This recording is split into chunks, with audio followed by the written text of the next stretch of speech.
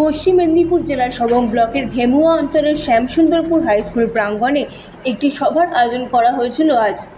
সেখানে উপস্থিত ছিলেন ঘাটাল লোকসভা কেন্দ্রের তৃণমূল কংগ্রেস প্রার্থী দেব ছাড়াও সেখানে উপস্থিত ছিলেন রাজ্যের মন্ত্রী ডক্টর মানস রঞ্জন ভূঁইয়া, ঘাটাল সাংগঠনিক জেলা তৃণমূল কংগ্রেসের সভাপতি আশিস হুদাইত, ব্লক সভাপতি আবু কালাম বক্স এবং পঞ্চায়েত সমিতির কর্মাধ্যক্ষ তরুণ মিশ্র সহ অন্যান্যরা।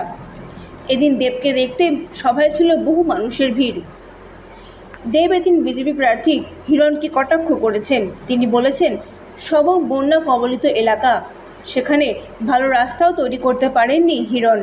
এছাড়াও তিনি বলেছেন, ঘাটাল মাস্টার প্ল্যান হলে ভালো হবে। গার্ডেন রিচের ঘটনা নিয়েও তিনি বলেছেন, যেন দোষীদের শাস্তি হয়। অপরদিকে যদি আমার কেন্দ্রে এরকম কোনো অবৈধ এবং পুরনো বিল্ডিং থাকে তাহলে অবশ্যই পৌরসভা বা পঞ্চায়েত সেদিকে ব্যবস্থা নেবে।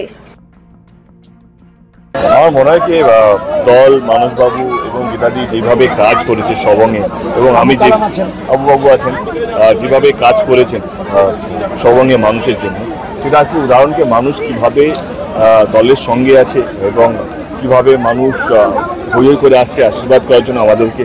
তো এটাই তো পাওয়া একটা দলের কাছে, একটা দলের নেতা নেতৃত্বের কাছে সারা বছর যে কাজটা করে তারই আজকে ফল, তারই আজকে এগুলো মানুষ ভালো আছে, মানুষ সঙ্গে আছে, এইটাই সবচেয়ে বড় প্রমাণ। কি করবো, আমার মনে হয় এটা রাজনীতির ভাষা। আমি কি বলি, কাল ও নিজের খড়গপুরের রাস্তা ঠিক করতে পারছে না, এখানে গিয়ে বড় বড় প্রতিশ্রুতি দিচ্ছে, সেটা তো আমার বলে লাভ নেই। আমার জানে, মানুষ জানে কে ভালো কে খারাপ, কে কাজ করে কে কাজ করে না।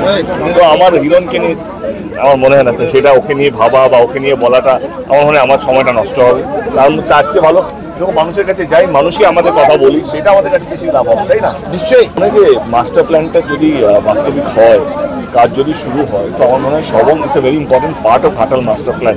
কারণ কেলেগাই কপালেশ্বরী যে নদীগুলো আছে, উত্তরায়ণ যে নদীগুলো আছে, সেগুলোকে এক করে এবং তার যে ক্যানেলগুলোকে এক করে, আমার মনে হয় কি ঘাটাল মাস্টার প্ল্যানটা বাস্তবিক হলে সবংয়ের যে বন্যার যে সমস্যাটা অনেকটাই সমাধান পাবে। আমার মনে হয় কি তাহলে এটা যদি আমার এরিয়াতে, যদি আমার কনস্টিটিউন্সির মধ্যে হয়, তাহলে আমার পৌরসভা বলো পঞ্চায়েত বলো, তাদের সতর্ক থাকা উচিত, তাদের ইন্সপেকশন করা উচিত যে যেই বাড়িগুলো ইলিগাল, যেই বাড়িগুলো অনেক বছর পুরনো, মানে হয়তো ঢলে পড়ে যাওয়ার মতন হয়ে গেছে, সেগুলো ডেমোলিশ করা উচিত, তাদেরকে নোটিশ পাঠানো উচিত, অ্যাটলিস্টকে রিপেয়ার করো বা যে প্রসেসগুলো হয় প্রোটোকলের মধ্যে যেগুলো থাকে সেগুলো হয়। আমাদের 80% ল্যান্ড অ্যাকোয়ার্ড হয়ে গেছে, 20% ল্যান্ডের জন্যই কাজ হোক, এটা তোমরা সবাই জানো। এটার মধ্যে অনেকটাই কাজ এগিয়ে গেছে। এটা ল্যান্ড অ্যাকুইজিশনটা সত্যি একটা বিশাল বড় ব্যাপার। ল্যান্ড 80% ল্যান্ড যখন আমরা অ্যাকোয়ার করেছি, 20%-এর জন্য যে কন্ডিশন চলছে সেটা আমরা আমার মনে হয় দাবাগেড়িয়াও হবে।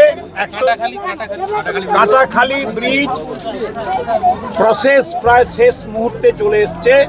মুখ্যমন্ত্রী উদ্যোগ নিয়েছেন, চাষিদের সই হয়ে গেছে, যে জায়গাটা দরকার ছিল তারা স্বেচ্ছায় তারা ছেড়ে দিচ্ছেন। 30টা মিটিং হয়েছে এবং সার্ভে কমপ্লিট। 147 কোটি টাকা বিজেপির গভর্নমেন্ট কেলেঘায়ের 650 কোটির মধ্যে দেয়নি।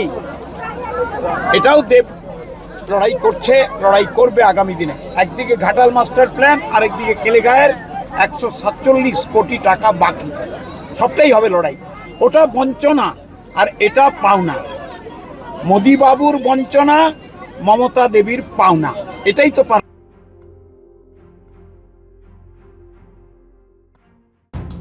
পশ্চিম মেদিনীপুর থেকে নির্দোষী প্রতিনিধির রিপোর্ট, এনএম নিউজ।